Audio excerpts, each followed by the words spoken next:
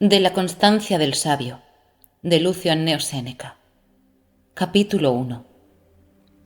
No sin razón me atreveré a decir, amigo sereno, que entre los filósofos estoicos y los demás profesores de la sabiduría hay la diferencia que entre los hombres y las mujeres, porque aunque los unos y los otros tratan de lo concerniente a la comunicación y compañía de la vida, los unos nacieron para imperar y los otros para obedecer.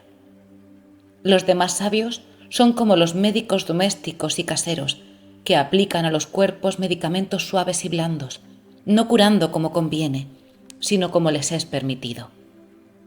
Los estoicos, habiendo entrado en varonil camino, no cuidan de que parezca ameno a los que han de caminar por él, tratan sólo de librarlos con toda presteza de los vicios, colocándolos en aquel alto monte que de tal manera está encumbrado y seguro, que no sólo no alcanzan a él las flechas de la fortuna, sino que aún les está superior. Los caminos a que somos llamados son arduos y fragosos, que en los llanos no hay cosa eminente. Pero tras todo eso, no son tan despeñaderos como muchos piensan.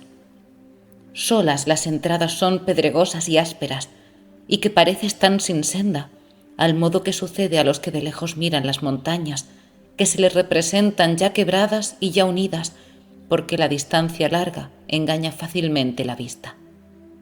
Pero en llegando más cerca, todo aquello que el engaño de los ojos había juzgado por unido se va poco a poco mostrando dividido, y lo que desde lejos parecía despeñadero se descubre en llegando a ser un apacible collado.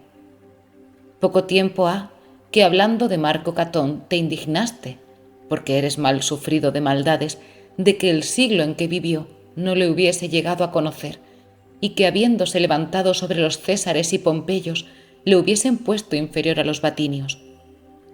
Parecíate cosa indigna que porque resistió una injusta ley, le hubiesen despojado de la garnacha en el tribunal y que arrastrado por las manos de la parcialidad sediciosa, hubiese sido llevado desde el lugar donde oraba hasta el arco fabiano, sufriendo malas razones, y ser escupido con otras 1000 contumelias de aquella loca y desenfrenada muchedumbre. Respondíte entonces que más justo era dolerte de la república, que de una parte la rendía Publio Clodio, y de otra Vatinio y otros muchos ciudadanos, que corrompidos con la ciega codicia, no conocían que mientras ellos vendían la república, se vendían a sí mismos. Capítulo 2. Por lo que toca a Catón, te dije que no había para qué te congojases, porque ningún sabio puede recibir injuria ni afrenta, y que los dioses nos dieron a Catón por más cierto dechado de un varón sabio que en los siglos pasados a Ulises o Hércules, porque a estos llamaron sabios nuestros estoicos por haber sido invictos de los trabajos, despreciadores de los deleites y vencedores de todos peligros. Catón no llegó a manos con las fieras, que el seguirlas es de agrestes cazadores, ni persiguió a los monstruos con fuego o hierro, ni vivió en los tiempos en que se pudo creer que se sostuvo el cielo sobre los hombros de un hombre. Mas estando ya el mundo en sazón, que desechada la antigua credulidad había llegado a entera astucia, peleó con el soborno y con otros infinitos males.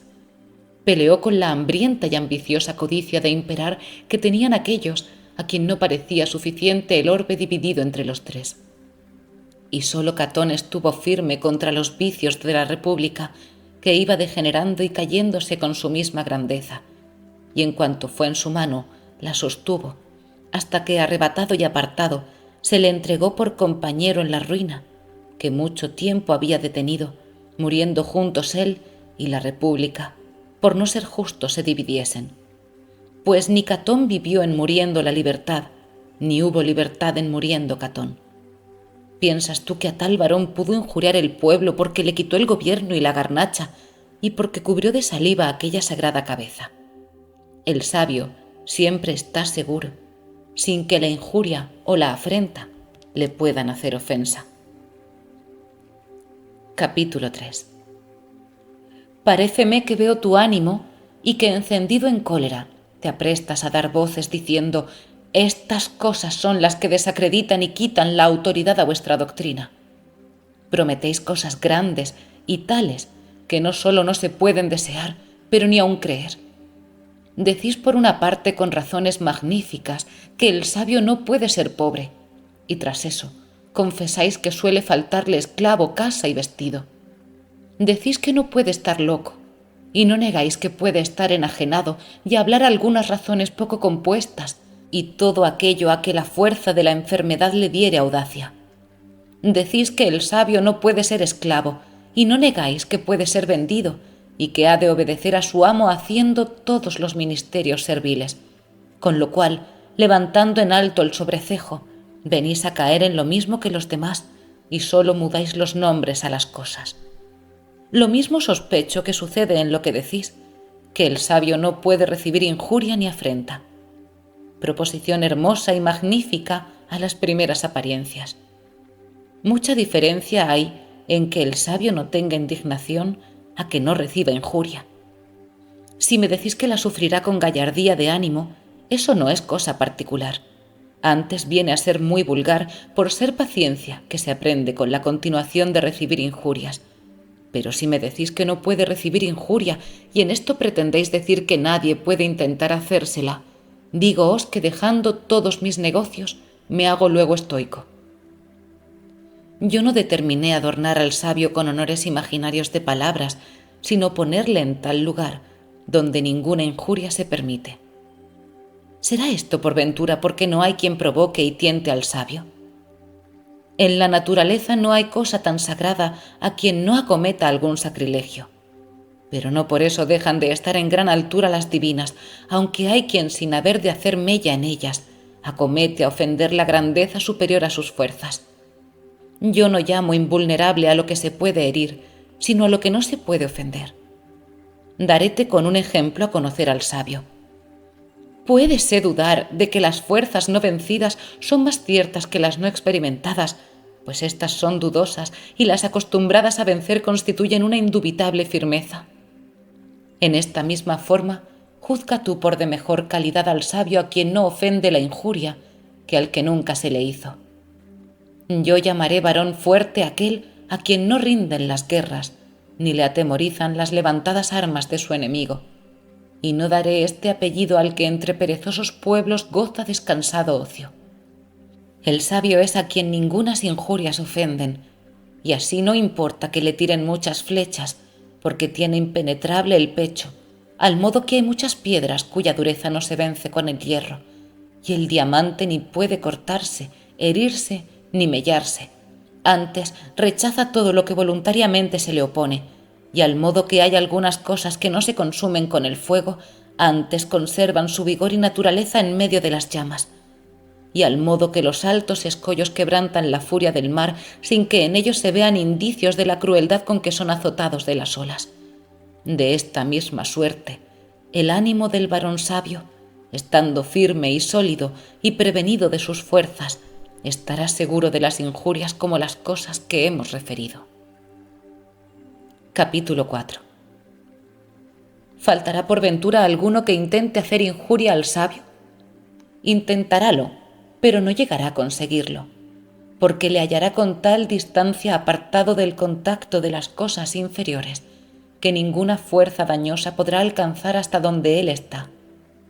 Cuando los poderosos levantados por su imperio y los que están validos por el consentimiento de los que se les humillan intentaren dañar al sabio, quedarán sus acometimientos tan sin fuerza como aquellas cosas que con arco o ballesta se tiran en alto, que aunque tal vez se pierden de vista, vuelven abajo sin tocar en el cielo.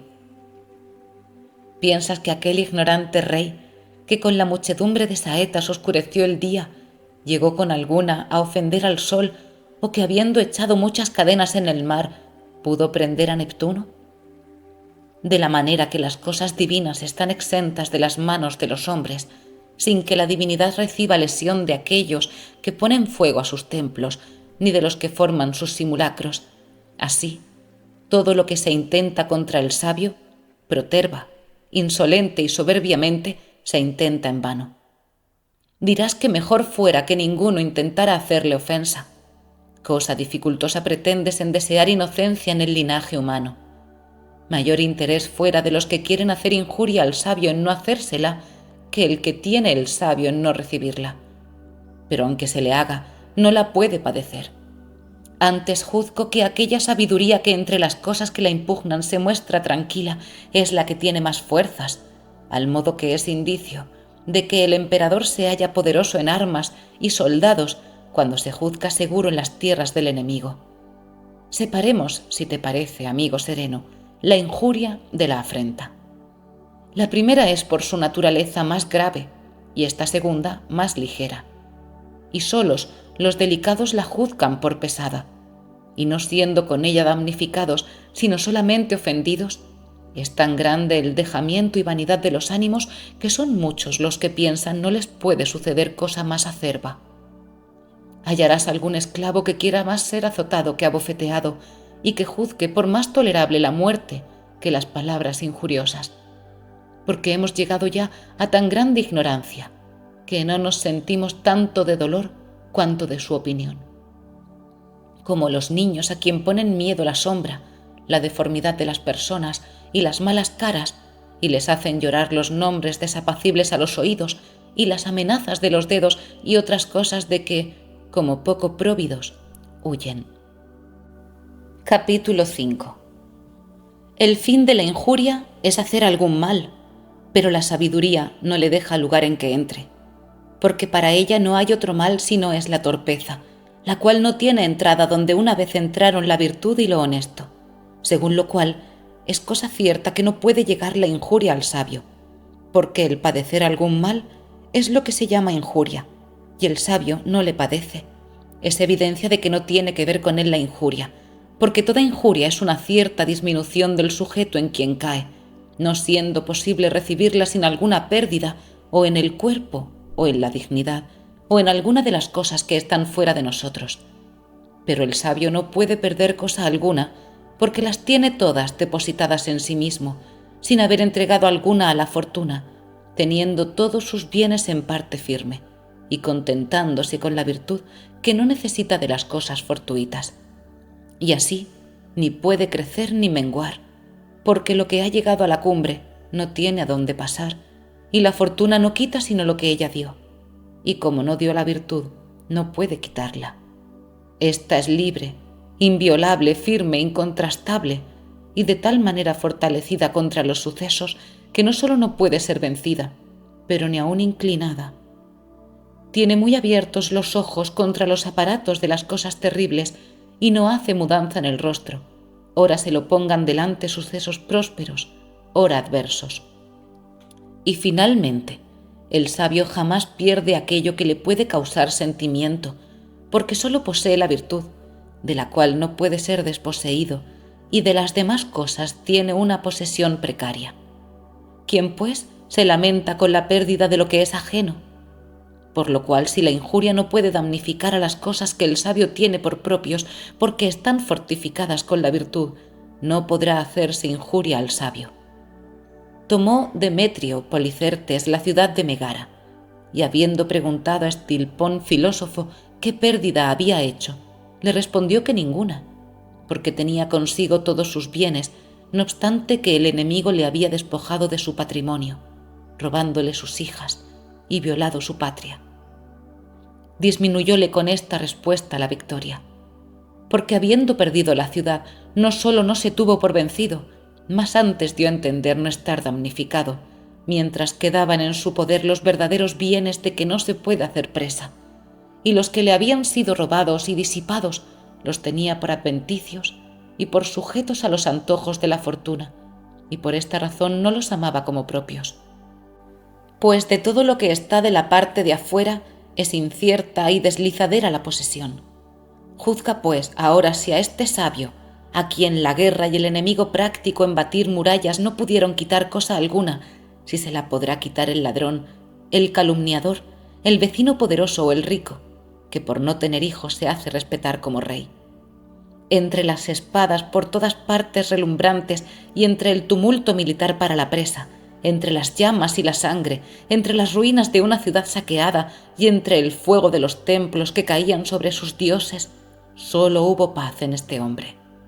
Según esto, no hay para que juzgues por atrevida mi proposición, pues si tuvieres de mí poco crédito, te daré fiador. Y si te parece que en un hombre no puede haber tanta parte de firmeza ni tal grandeza de ánimo, ¿qué dirás si te pongo delante quien diga lo siguiente? Capítulo 6. No hay por qué dudes de que hay hombre nacido que pueda levantarse sobre las cosas humanas, mirando con tranquilidad los dolores, las pérdidas, las llagas, las heridas y finalmente los grandes movimientos que cercándole braman mientras él plácidamente sufre las cosas adversas y con moderación las prósperas, sin rendirse con aquellas ni desvanecerse con éstas, siendo uno mismo entre tan diversos casos y sin juzgar que hay algo que sea suyo, si no es a sí mismo, y esto por la parte en que es mejor. Aquí estoy, para probarte esta verdad con este destruidor de tantas ciudades. Podrán desmoronarse con la batería de las murallas y caer de repente con las secretas minas las altas torres. Podrán subir los baluartes de modo que se igualen a los más encumbrados alcázares, pero ningunas máquinas militares se hallarán para conmover un ánimo bien fortalecido. Libréme, dice, de las ruinas de mi casa, y huí por medio de las llamas que de todas partes estaban relumbrando, y no sé si el suceso que habrán tenido mis hijos será peor que el público. Yo, solo y viejo, viéndome cercado de enemigos, digo que toda mi hacienda está en salvo, porque tengo y poseo todo lo que de mí tuve. No tienes por qué juzgarme vencido ni estimarte por vencedor. Tu fortuna fue la que venció a la mía. Yo ignoro dónde están aquellas cosas caducas que mudaron dueño. Por lo que a mí me toca, conmigo está y estará siempre. En este caso perdieron los ricos sus riquezas, los lascivos sus amores y las amigas amadas con mucha costa la vergüenza. Los ambiciosos perdieron los tribunales y lonjas y los demás lugares destinados para ejercer en público sus vicios. Los logreros perdieron las escrituras en que la avaricia, fingidamente alegre, tenía puesto el pensamiento. Pero yo todo lo tengo libre y sin lesión. A estos que lloran y se lamentan y a los que por defender sus riquezas oponen sus desnudos pechos a las desnudas espadas y a los que huyendo del enemigo llevan cargados los senos, puedes preguntar lo que perdieron. Ten pues por cosa cierta, amigo sereno, que aquel varón perfecto, lleno de todas las virtudes humanas y divinas, no perdió cosa alguna, porque sus bienes estaban cercados de murallas firmes e inexpugnables. No compares con ella los muros de Babilonia que allanó Alejandro, no los castillos de Cartago y Numancia, ganados con un ejército, no el Capitolio y su alcázar, que todos ellos tienen las señales de los enemigos. Pero las que defienden al sabio están seguras del fuego y de los asaltos, sin que haya portillo por donde entrar, porque son altas, excelsas e iguales a los dioses. Capítulo 7. No tendrás razón en decir lo que sueles, que este nuestro sabio no se halla en parte alguna, porque nosotros no fingimos esta vana grandeza del humano entendimiento, ni publicamos gran concepto de cosa falsa, sino como lo formamos, os lo damos y os lo daremos, si bien raramente y con grande intervalo de los tiempos se halla, porque las cosas grandes que exceden el vulgar y acostumbrado modo no nacen cada día. Antes recelo que este nuestro Catón, que dio motivo a nuestra disputa, es superior a nuestro ejemplo, y finalmente, el que ofende ha de tener mayores fuerzas que el que recibe la ofensa, pues si la maldad no puede ser más fuerte que la virtud, claro está que no podrá ser ofendido el sabio, porque solo son malos los que intentan injuriar a los buenos, porque entre los justos siempre hay paz, y no pudiendo ser ofendido sino el inferior y el malo, lo es del bueno. Y los buenos no pueden tener injuria si no es de los que no lo son. Claro es que el sabio no puede ser injuriado. Y no tengo que advertirte de nuevo que no hay otro que sea bueno sino el sabio. Dirásme que aunque Sócrates fue condenado injustamente, al fin recibió injuria.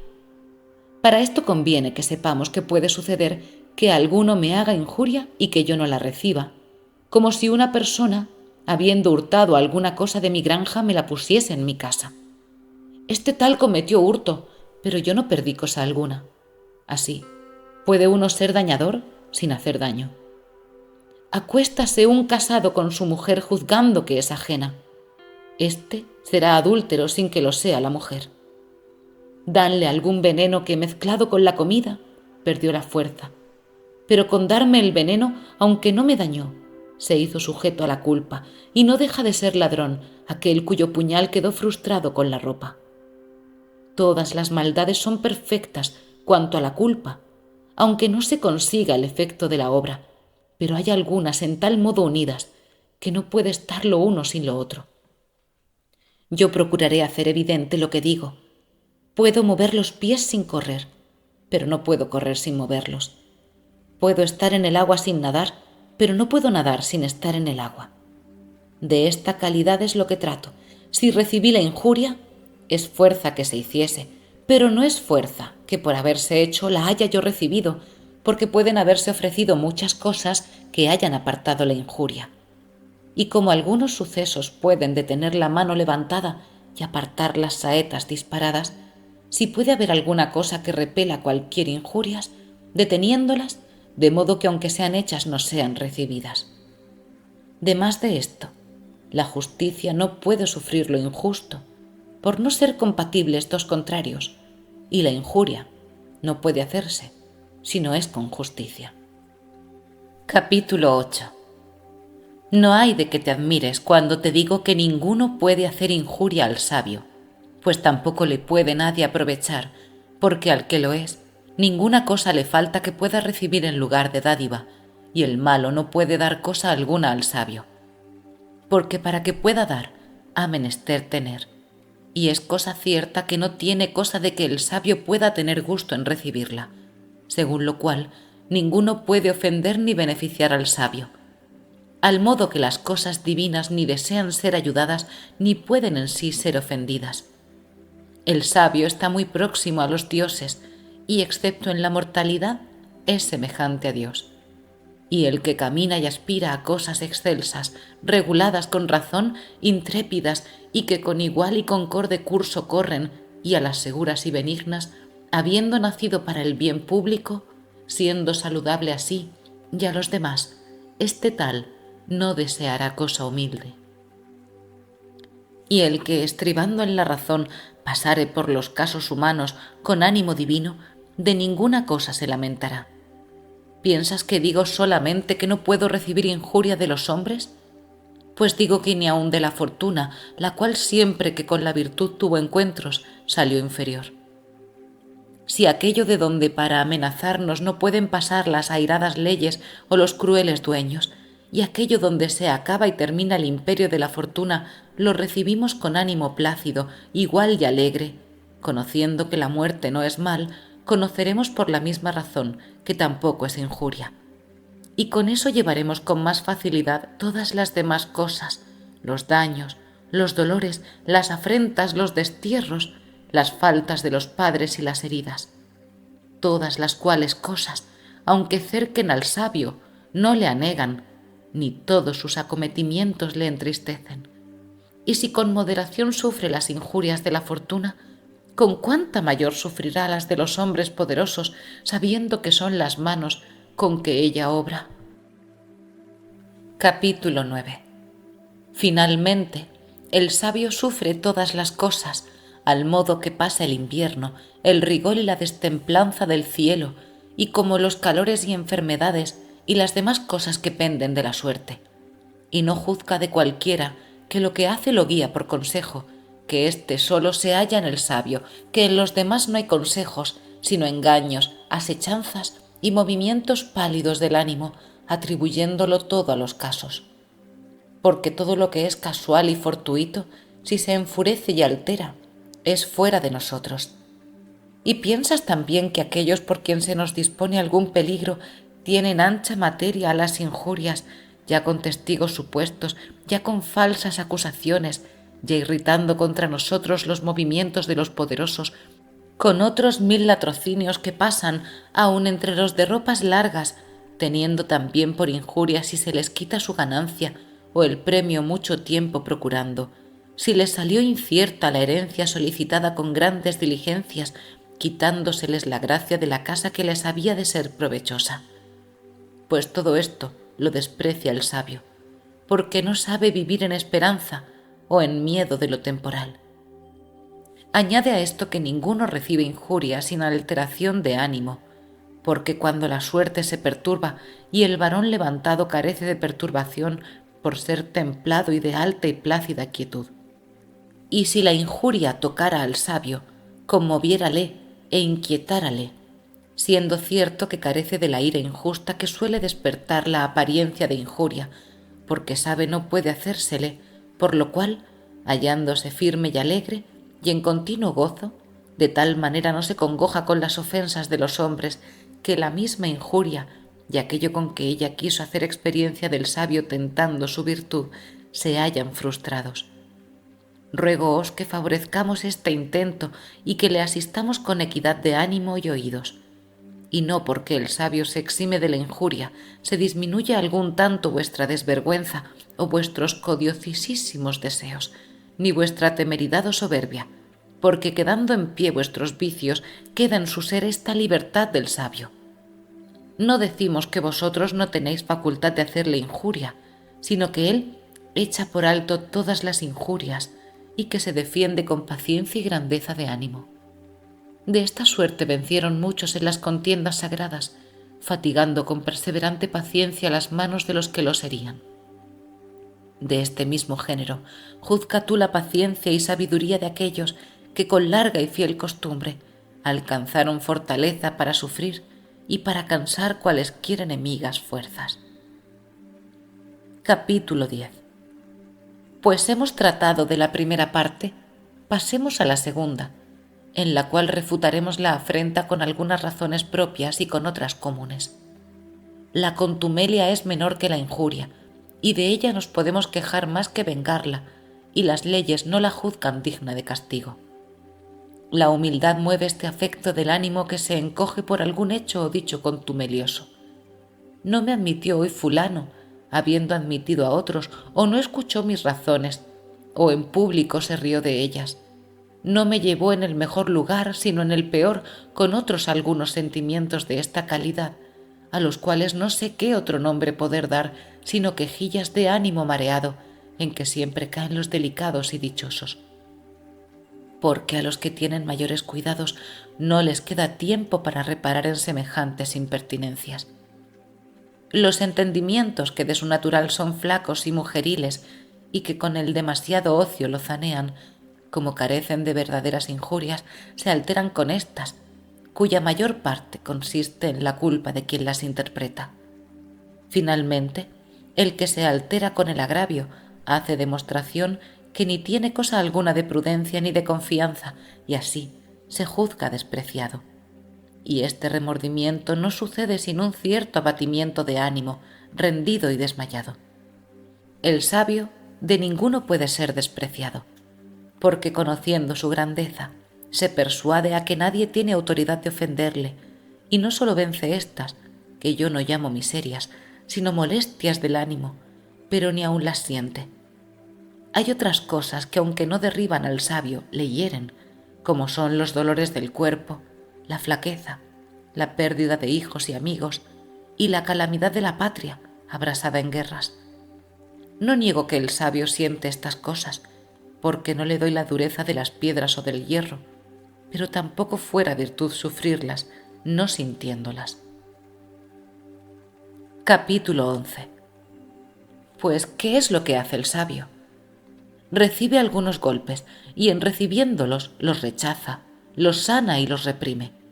Mas estas cosas menores no sólo no las siente, pero aún no se vale contra ellas de su acostumbrada virtud habituada a sufrir, antes no repara en ellas o las juzga por dignas de risa.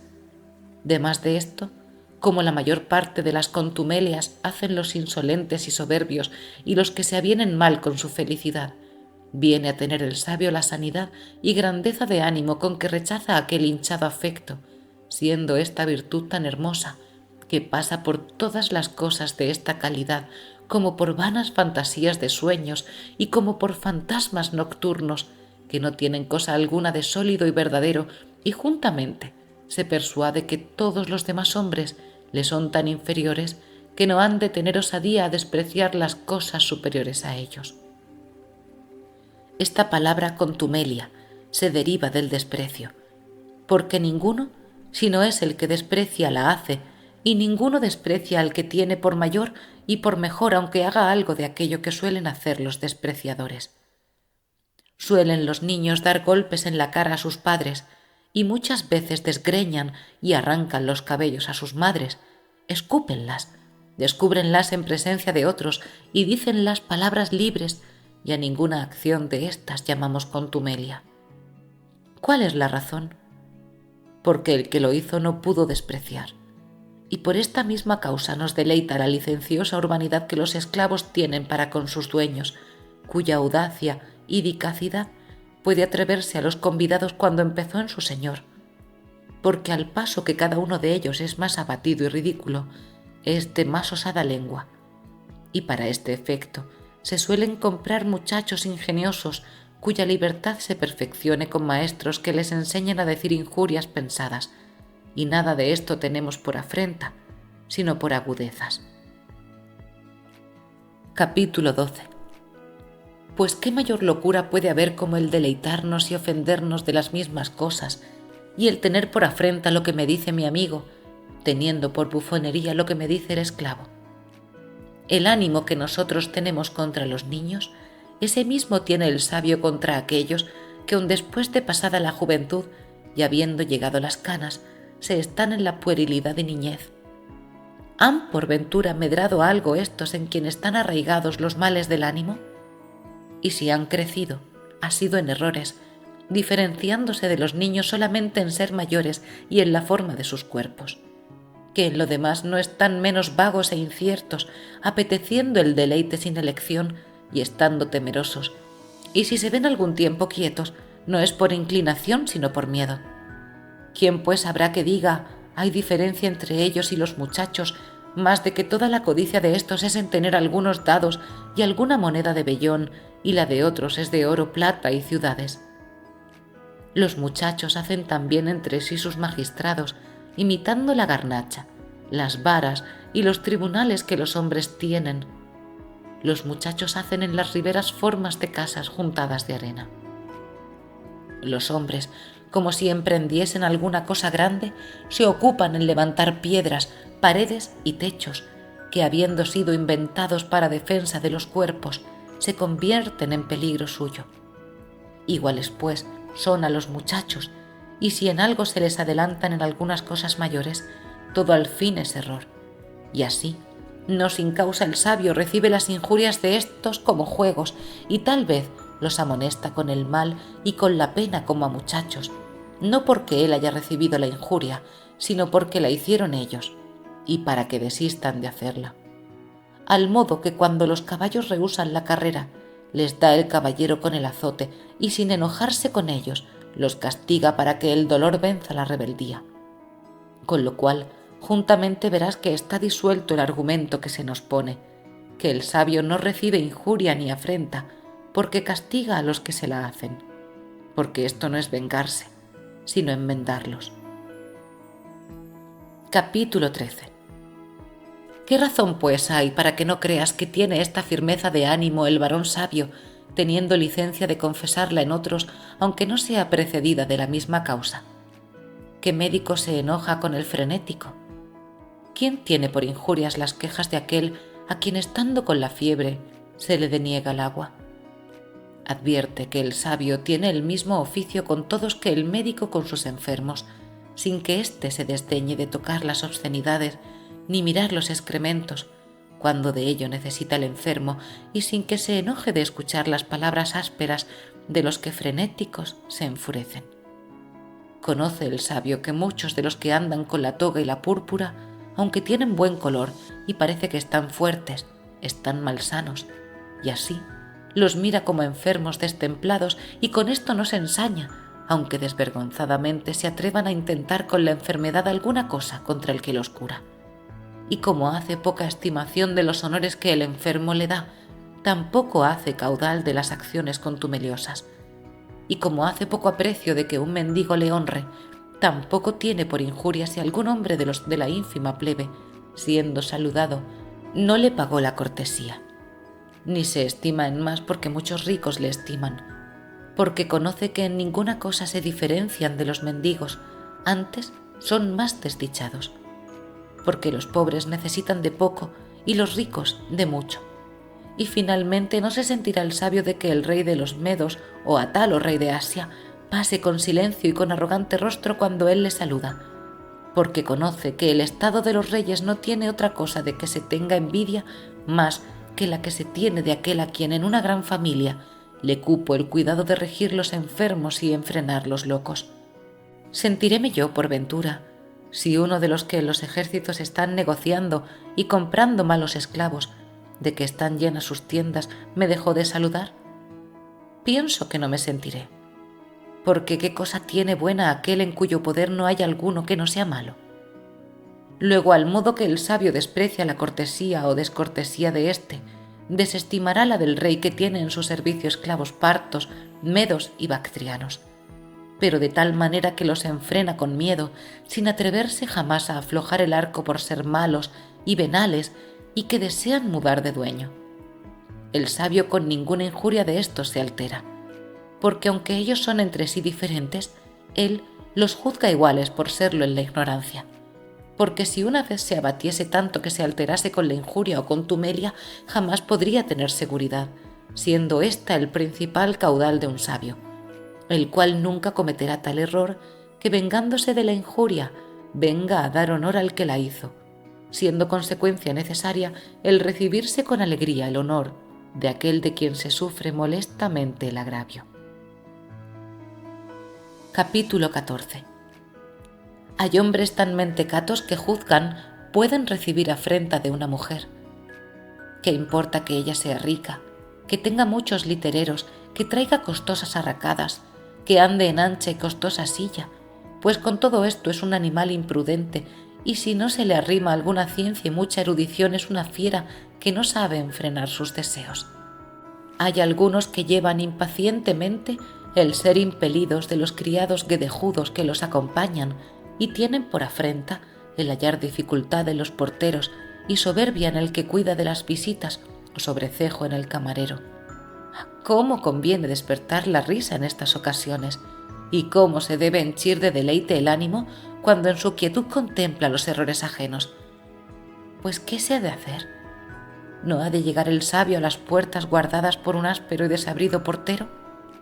Si le obligare a algún caso de necesidad, podrá experimentar el llegar a ellas, amansando primero con algún regalo al que las guarda como perro mordedor, sin reparar en hacer algún gasto, para que le dejen llegar a los umbrales, y considerando que hay muchos puentes donde se paga el tránsito, no se indignará de pagar algo y perdonará al que tiene a su cargo esta cobranza, séase quien se fuere, pues vende lo que está expuesto a venderse.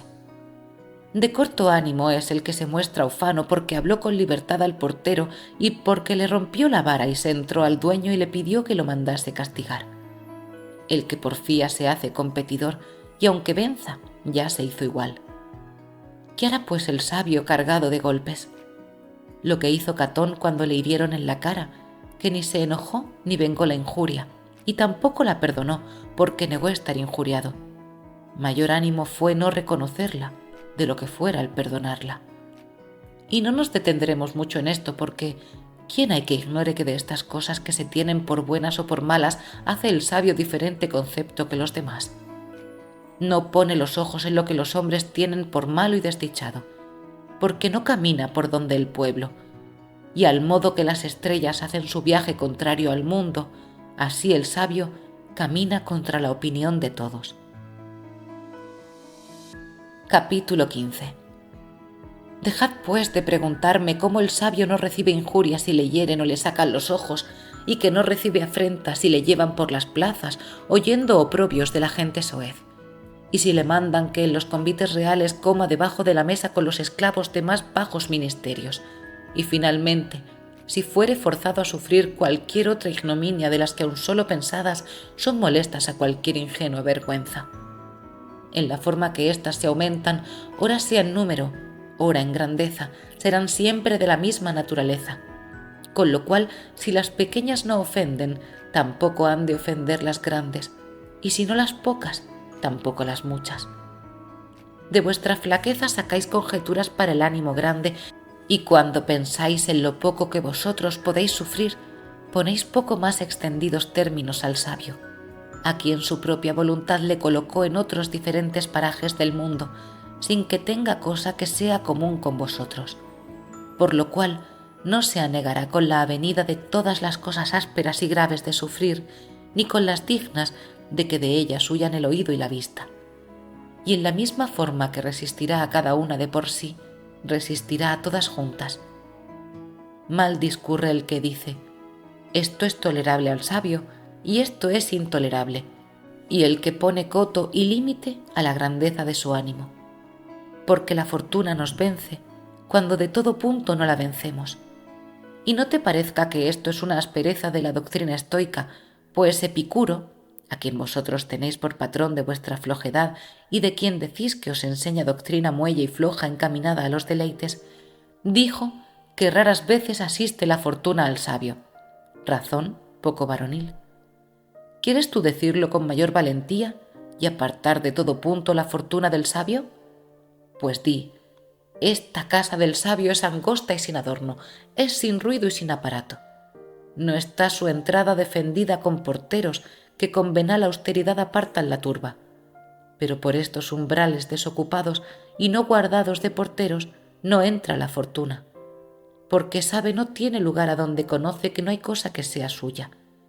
Y si aun Epicuro, que tanto trató del regalo del cuerpo, tuvo brío contra las injurias, ¿qué cosa ha de parecer entre nosotros increíble o puesta fuera de la posibilidad de la humana naturaleza? Aquel dijo que las injurias eran tolerables al sabio, y nosotros decimos que para el sabio no hay injurias. Capítulo 16. Y no hay para qué me digas que esto repugna a la naturaleza, porque nosotros no decimos que el ser azotado, el ser repelido y el carecer de algún miembro no es descomodidad, pero negamos que estas cosas sean injurias. No les quitamos el sentimiento del dolor, quitámosles el nombre de injurias, que éste no tiene entrada donde queda ilesa la virtud. Veamos cuál de los dos trata más verdad. Entrambos convienen en el desprecio de la injuria. Pregúntasme, siendo esto así, ¿qué diferencia hay entre ellos? La que hay entre los fortísimos gladiadores, que unos sufriendo las heridas están firmes y otros volviendo los ojos al pueblo que clama, dan indicios de su poco valor, no mereciendo que por ellos se interceda. No pienses que es cosa grande en lo que discordamos.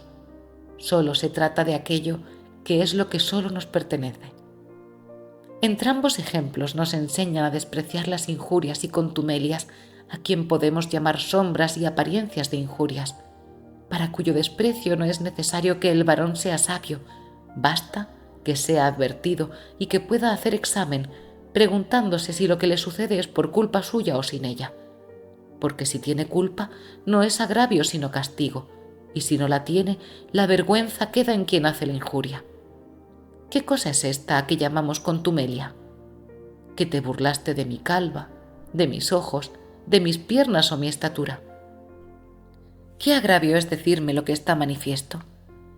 De muchas cosas que nos dicen delante de una persona nos reímos, y si nos la dicen delante de muchas, nos indignamos, quitando la libertad a que otros nos digan lo que nosotros mismos nos decimos muchas veces. Con los donaires moderados nos entretenemos, y con los que no tienen moderación nos airamos. Capítulo 17.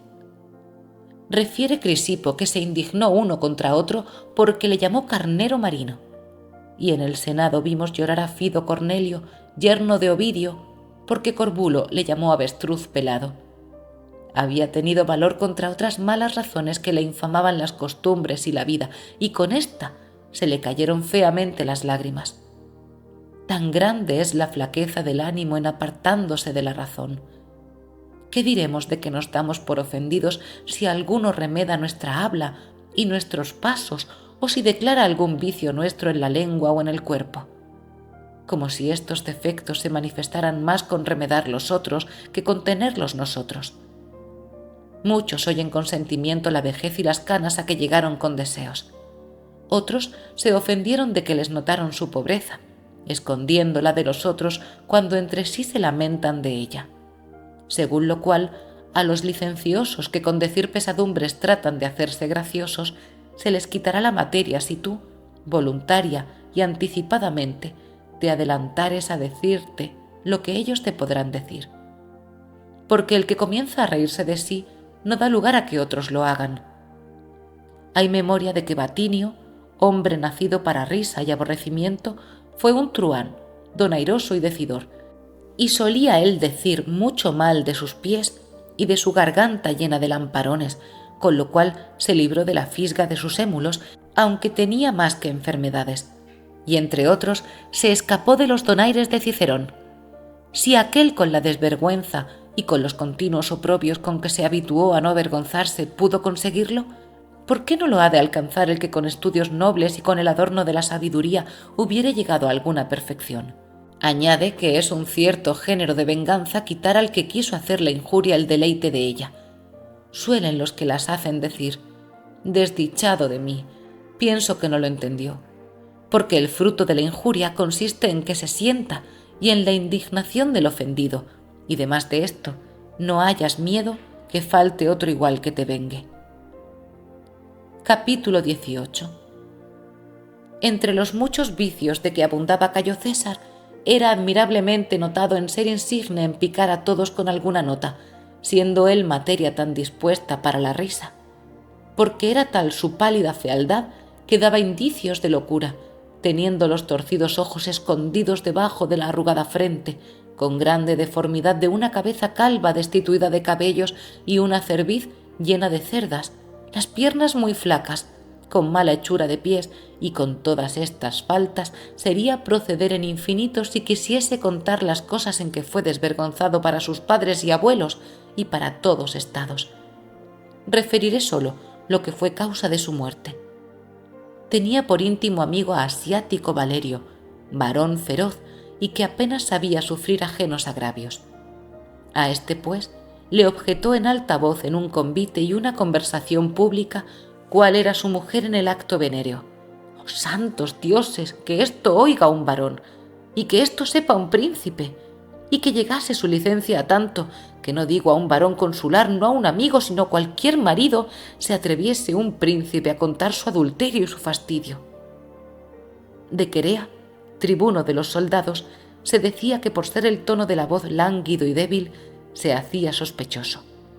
A este, siempre que pedía el nombre, se le daba Cayo, unas veces el de Venus y otras el de Príapo, notando de afeminado al que manejaba las armas.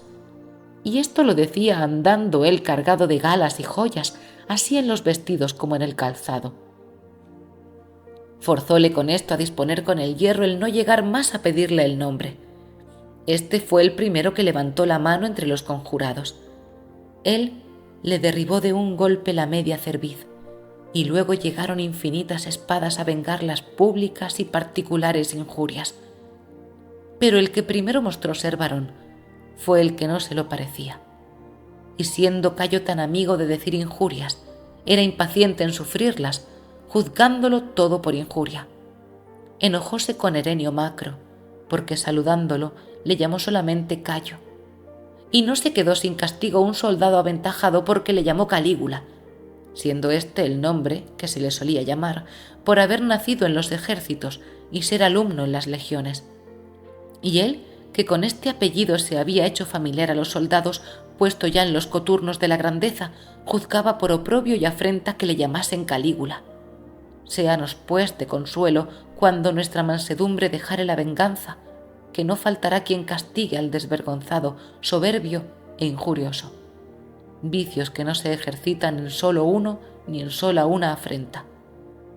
Pongamos los ojos en los ejemplos de aquellos cuya paciencia alabamos, como fue Sócrates, que tomó en buena parte los dicterios contra él esperados y publicados en las comedias, y se rió de ellos no menos que cuando su mujer Xantipa le roció con agua sucia, e Ificrates, cuando se le objetó que su madre Tresa era bárbara, respondió que también la madre de los dioses era de Frigia.